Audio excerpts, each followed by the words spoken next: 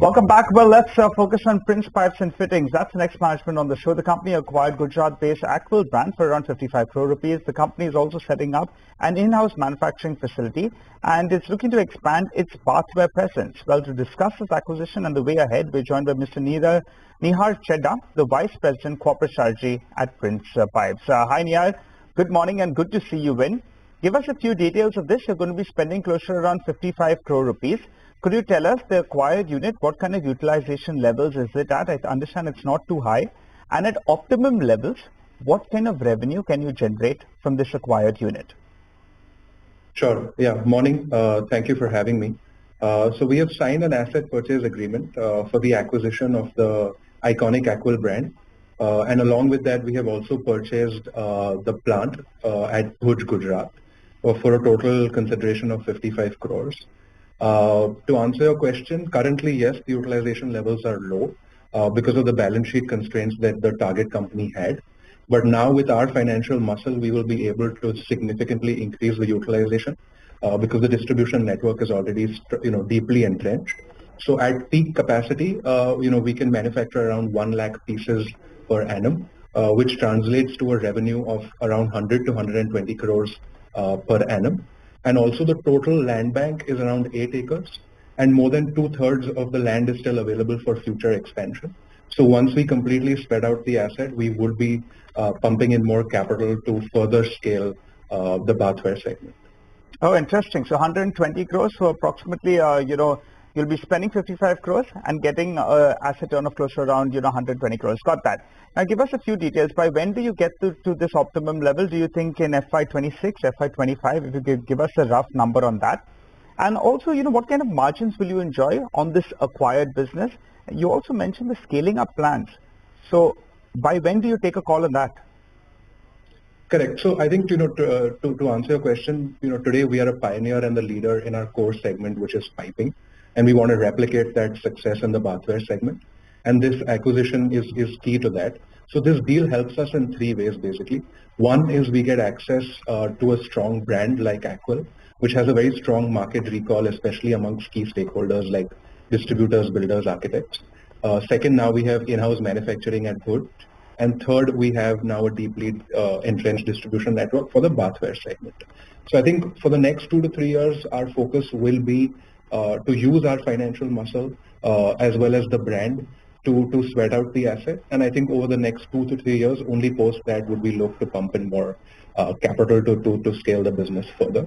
Basically, this deal has just helped us accelerate our go-to-market for the bathware segment, which we have entered into only 6 months ago. You want to give us the margin number as well? Sure. So I think initially first 2 to 3 years, we would be heavily investing in manpower and branding.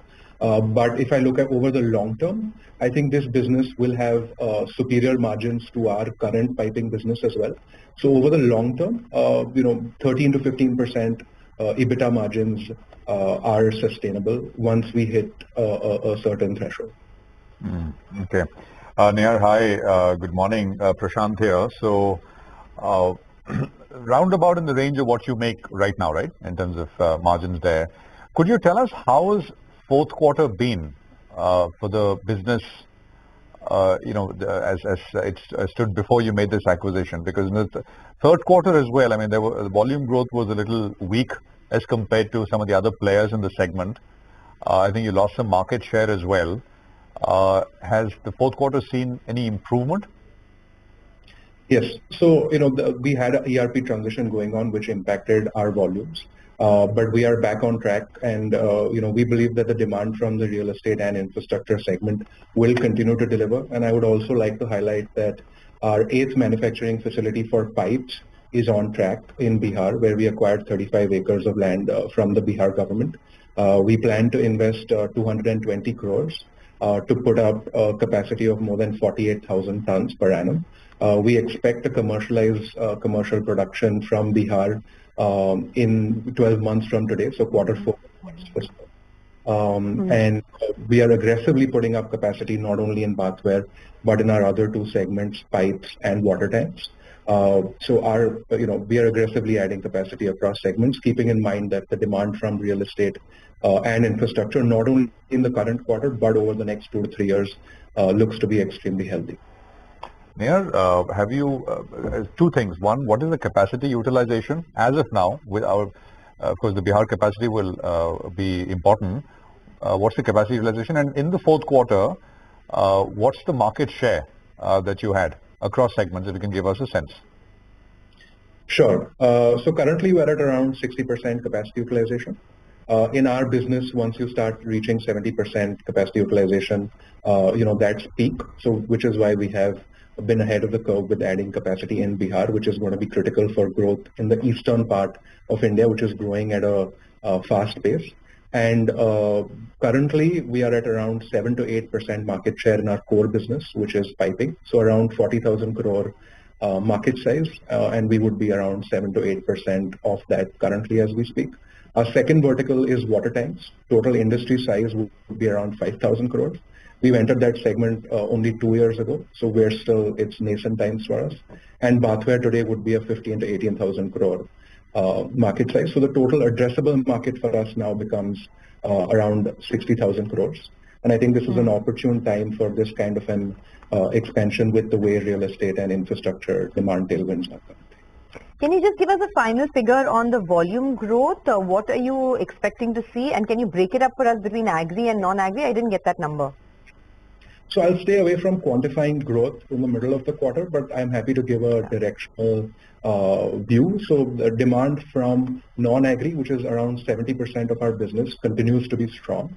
And demand was strong in the previous few quarters. So only due to our transition did we have some supply chain issues, which are now completely resolved and behind us. And the rest of our portfolio, around 30%, which is agriculture, we are also now seeing strong demand, which is a seasonal business from Jan to June. But now that commodity prices of PVC are extremely low, our finished good has become extremely affordable, which is another tailwind for demand. So with the tailwinds of real estate as well as affordability coming back in both raw material and finished good, makes us more aggressive and bullish on demand going forward. So I understand that you don't want to give us any specific volumes, but if you look at the trajectory, right, in terms of tons, the last 3 quarters have seen a rise. So there was 37,000 tons in the Q1, then it went to 40 and 41. By Q4, do you think it will be better than the preceding 3 quarters? Just trying to understand the trend. No, of course. So quarter 4 is, traditionally has always been the best quarter for us, for the industry as well as for us. And quarter 4 volumes will be, significantly higher than the first 3 quarters as well. Okay, all right. We'll leave it there.